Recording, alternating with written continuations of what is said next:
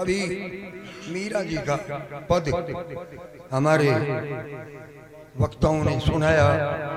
मीरा हरि की दीवानी, मीरा हरि की दीवानी नहीं, हमारे धर्म शास्त्र कहता है सती की गति, सती की गति नहीं सुमरती है पति, इसमें झूठ नहीं रती, मति भंग चितलाती है।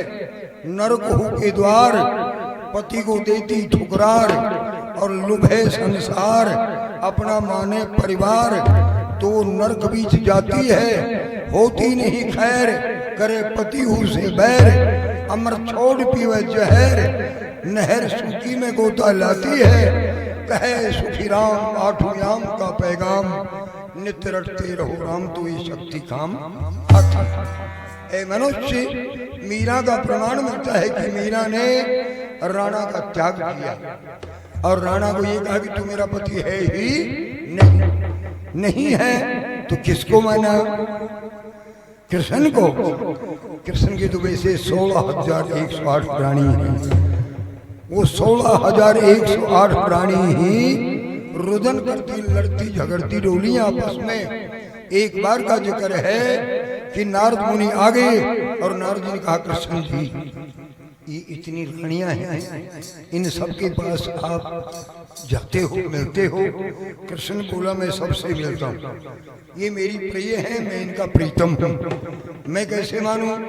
16,800 रानियां, कृष्ण तो एक है। जब नारद जी ने परीक्षण किया, जिस रानी को जाकर के कहा कि क्या कृष्ण आए थे रात को मेरे पास थे, दूसरी की पूछा तो वो भी कहती मेरे ही पास थे, तो पता हुआ किस बात का कि जल में बसे कमोदनी, चंद्र बसे आकाश, जो जिसके जल में बसे तो हरदम रहता। नारद जी ने वही स्वीकार किया है कि जिसकी जिस निशाने पर नजर है वो उसके पास है, उससे दूर कभी होता ही नहीं। ये जितनी रानियां हैं कृष्ण को पति मानते, अपना सहयोगी मानते हैं, सहायक मानती है, पायक मानती है, लायक मानती है, इसलिए सबके पास में कृष्ण आराम करते हैं, विश्राम करते हैं।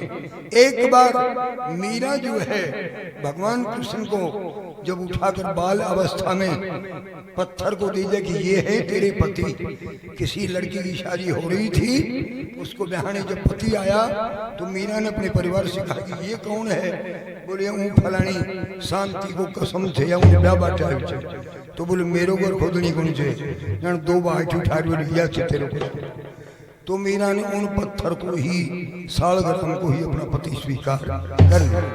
राणा के हजारों प्रमाण मिलते हैं, सर्प छोड़ा है हार बन गया, संग छोड़ा है गौ बन गई, पिंजरे में रख दिया है, मीरा को जहर दे दिया अमृत हो गया। ये किसकी करामात थी? एक भगवान कृष्ण की। कृष्ण ने क्यों कृपा करी कि जो जिसके शरणे बसे तो उसको आकी लाल, उल्टे जल मच्छी बहे जिसमें बहे जात गजराज, जो जाके शरणे बसे तो उसको आकी लाल। जो जल हाथी को उठा करके फेंक देता है और पानी में पैर नहीं टिके बहा ले जाता है, लेकिन मच्छी का बच्चा छोटा सा होता है वो भी पानी के सामने चढ़ जाता है। क्यों? पानी को पता है कि तेरे बगैर ये जी नहीं सकता, तू इसका सहारा है, तू इसका प्राण है। इसलिए प्रमाण दिया है कि जो जिसके आश्रित होता है, जो उसके सहारे होता है, वो ही उसका मालिक है, वो ही उसकी रक्षा करता है। हमारे भाई जी श्री मदन जी, जिनकी तरफ से पुरस्कार होता है, वार फेर होता है, बार बार धन्यवाद इस परिवार को। और अभी ये मैंने नहीं गाता, लेकिन मैं क्या करूं, ऐन तुम्हारे कभी तुम्हें पहला ले तो खाया भी, लेकिन यह नहीं मान्य, बोले एक तो गाना पड़ेगा, मुझे चलो एक गाऊंगा। तो क्या काया कैसे रोई गया साथी तेरा छोड़, तेरा साथी कौन था? जीव, और जीव का रक्षक कौन है? आत्मा। आत्मा जो है निर्लेप निरंजन अविनाशी, अविकार, जल में नहीं गलता, अग्नि नहीं जला सकती, वो तो कौन है? आत्मा। और जीव क्या है? जीव एक ज्योति है, तमाम शरीर में हड्डी में, मांस में, नसों में अपनी ज्योति का संचार करता है। जागृत, स्वप्न, सुषुप्ति, तुरिया अवस्था 4 होती हैं, जिनमें जीव का काम है जागृति व्याप्त करना, जागृति दिखाना। शून्यता आने नहीं देना, उसको क्या कहते हैं? जीव, उसको ज्योति कहते हैं। इसलिए ये हमारी प्रमाण है। और भाई उनको कोई दणी को ना, कोई एक पंडित जी काशी पढ़ रहा था, और काशी पढ़ के जब आया तो 4 वेद का विद्वान हो गया। और मेरी नहीं मान तो ठाकर साहब से पूछ ले, वो गैल ने बैठा, वह हमल भरेगा, गारंटी देगा, जमान देगा ही बात की, चाहे वह गोडी गाड़ बैठे चाहे गोडा ने सूदा कर बैठे। तो जब वो आया आगे तो रास्ते में एक ज्ञानपुर गांव मिल गया। ज्ञानपुर, उस ज्ञानपुर गांव में लोग बाग इकट्ठा हो रहा थे। साहूकार का मकान था गांव से बाहर। उधर से रास्ता जब निकला उसको पकड़ लिया, बोले ए बाबा इधर आओ, तुम्हारे सर पर इतनी पुस्तक कहाँ से आए हो? बोले मैं काशी जी से वेद पढ़ करके वेद अध्ययन करके आया हूँ। कितने पढ़े? बोले कोई विद्या बाकी नहीं है। कुछ जानते हो? बोले भूत, भविष्य, वर्तमान, मैं तीनों काल की बता सकता हूँ, कल क्या होगा। अच्छा, शर्त क्या है? बोले शर्त यही है कि 3 काल ने जाने के। बोले हाँ। जब वहां माई कर लेंगे तो लठ ले, और बोलो 3 काल ने जाने तो अब यह बताओ मैं तेरे कड़ी से दूंगा। जन पंडित पोथी पाना सब देख लिया, अब यह कड़ी लिखे मिले गोडा में देखता है दे। बोले भाई मेरी हार तेरी जीत। तो बोले किताब पान छोड़ जा, सब पोथी पुस्तक छीन लिए, घर गया। घर आगे जो उनको बोलो भाई हड़बारी हो रहे। बोले मूर्ख तो काशी जी से आ रहा है, विद्या अध्ययन करके रीता कैसे है? गुरु ने ज्ञान रूपी शिक्षा पुस्तकें तो तुझे दी होंगी पढ़ने के लिए, अध्ययन के लिए, कहाँ है वो? बोले भाई एडा ज्ञान पर हम फंसगा, तो मेरा सुरा सब की मिले तैयार लियो। बोले यह बात हुई, मैंने उनसे कहा मैं 3 काल की बात जानता हूँ। वहां में एक लाइन तो खड़ो, बोले बोल तेरे लटकड़ी जो, तो मेरी सारी पानडा ले। बोले मैं जाऊंगा गाँव में। सो गया था मेरा ने, अब दांदड़ी गयो, क्योंकि दांदड़ी से दांदड़ी ही मुकाबला कर सकता है। अगर विद्वान को मूर्ख से पंजा दिया जाए तो कभी मुकाबला नहीं कर सकता, और मूर्ख के सामने विद्वान को कर दे तो वो भी मुकाबला नहीं कर सकता। वो गया उस गांव में, और पहलो मकान साहूकार को मिले, गांव का 10-20 बैठे। बोलो राम राम, बोलो राम राम। गांव को नाम बोलो ज्ञानपुरा।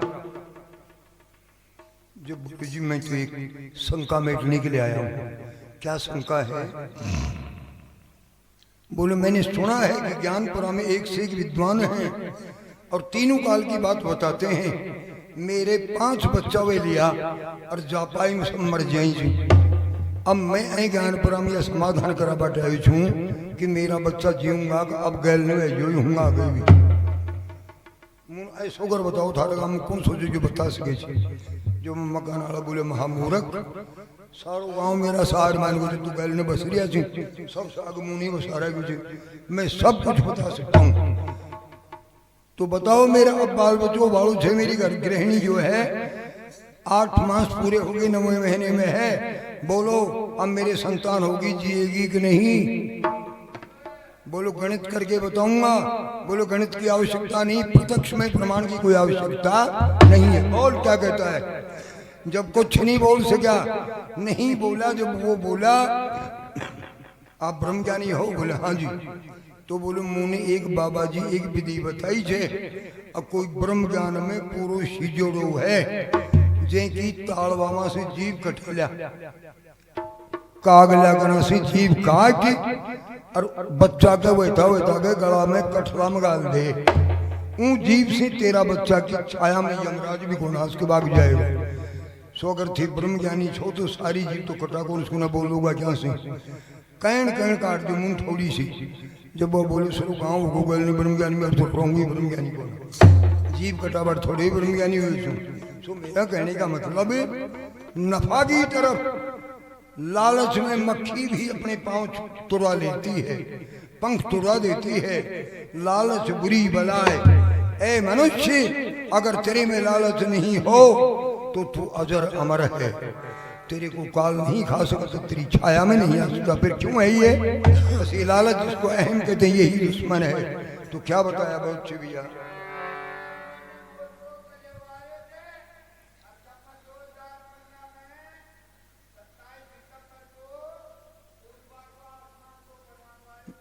जय हो। हाँ भैया बहुत बहुत हाँ जी, आसमान से परमाणु आ रही हो जी। अब आसमान में कौन है परवाना देने वाला? बहुत काम कर लो, पढ़ के लाओ, इतनी देर थोड़ी रहती है, जो मर्जी फूल छूटी है, फिर क्या दिक्कत है? आके आसमान, आसमान जहां पर तारे रहे और चंद्र रहे अमृत की झारी, अगर जहां सूर्य बसे कश्यप का सुत कर तीन लोक में खुद उजियारी, अक मेघ बसे जहां इंद्र के चार और वर्षा करें पृथ्वी गुलझारी, अगिस आसमान बीच में जल बसता ये हमारी ज्ञान शास्त्र रीति कहे सारी। आसमान से परवाना नहीं आता है, परवाना कहाँ से आता है सुनिए। अभी हमारे बुजुर्गों ने कहा है कि आसमान से परवाना आएगा, परवाना आसमान से नहीं कहाँ से आता है। बहुत सही बना भाई।